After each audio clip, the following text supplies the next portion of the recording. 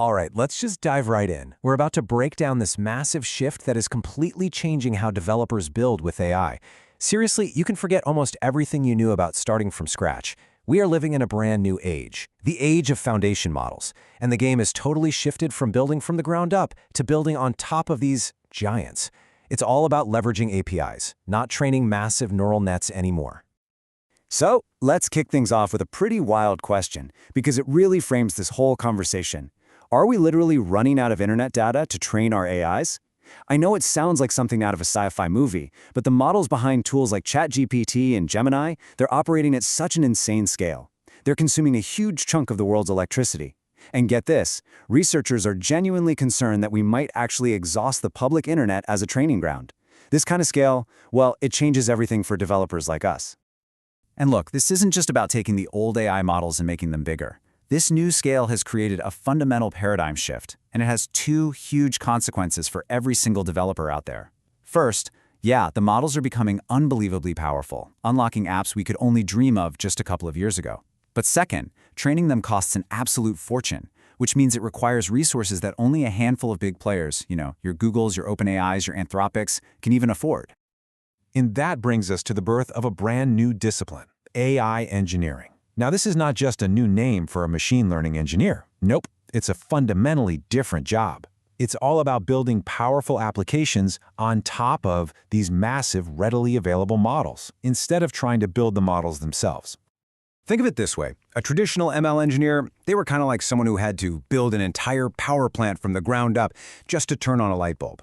It was a massive, expensive, super specialized job. But today's AI engineer, you just plug your appliance into the wall. The power's already there, thanks to what we call model as a service. The barrier to entry has completely, utterly collapsed. So what exactly is this power grid that we're all plugging into? Well, at its absolute core, a large language model is, and I love this term, a completion machine. Given a piece of text, its one and only job is to predict what comes next, all based on statistical patterns it learned from the internet. It sounds so simple, right? But as we all know, that one simple capability is unbelievably powerful. Okay, now to really get how these models work under the hood, we have to talk about how they actually see our text. They don't see words or characters the way we do. They see things called tokens. A token can be a whole word, like build, or it could just be a part of a word, like the ing at the end. This whole method is super efficient. It keeps the model's vocabulary manageable while still capturing all these meaningful bits of language. So, for example, take the phrase on the screen. I can't wait to build AI applications. A model like GPT-4 doesn't see 7 words there. It actually breaks this down into 9 separate tokens. See how can't is split into can and t? That's actually pretty clever, because it helps the model understand the root word and the negation separately. And for us developers, this is critical, because pretty much all API pricing is based on the number of tokens you send and receive. So how on earth did these models get so massive? How did they learn the statistical patterns of the entire internet? Well, the secret sauce, the absolute game changer, was a revolutionary training method called self-supervision. This is how AI basically learned to teach itself. See, in the old days of what we called supervised learning, you had to pay an army of humans to manually label all your data. If you wanted to train a model to recognize a car, you needed people to label millions of images with the word car. It was so slow, so expensive, and it created this massive data bottleneck. Self-supervision? It just completely obliterates that bottleneck. The model learns by figuring out the labels directly from the raw data itself. No humans needed. And this is just a brilliant illustration of how that works. Take a simple sentence, I love street food. The model automatically turns this one sentence into a whole series of training examples. Given I, it learns to predict love. Given I love, it learns to predict street, and so on. Every single sentence on the internet becomes a free, perfectly labeled piece of training data. And that's what allowed these models to scale to trillions of words. It's genius. This whole self-supervision breakthrough was so powerful that researchers realized, hey, wait a minute, we can apply this to more than just text. And that's what led to the creation of a whole new class of models, moving beyond large language models to what we now call foundation models.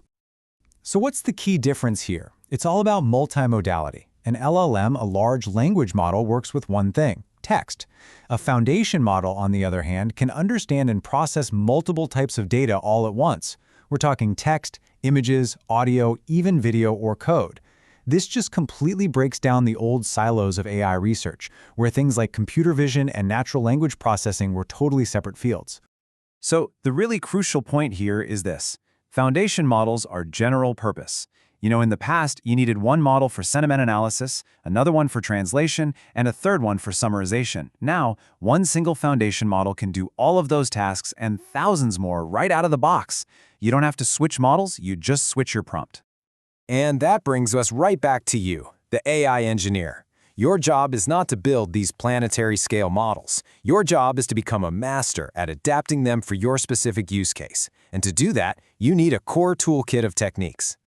So your core toolkit really comes down to 3 essential techniques. First up is prompt engineering. Think of this as your command line for the AI. You're mastering how to write instructions that get reliable, consistent results. Second is retrieval augmented generation, or RAG. This is how you give the model a kind of brain extension, connecting it to your private documents or real-time data so it's not just stuck with its old training knowledge.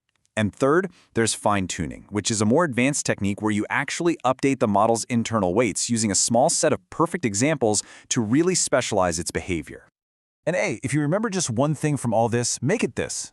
The difference in effort we're talking about here is just staggering. Adapting a foundation model, that could be a weekend project. Building a similar quality model from scratch, you're talking about a team of PhDs, 6 months, and 1 million data points. The choice is, well, it's pretty obvious. Leverage the giants. So, we'll leave you with this final thought. For developers, the whole era of needing to build everything from scratch is, well, it's pretty much over. The most powerful AI models ever created are now available to us like a utility, just like electricity from the wall.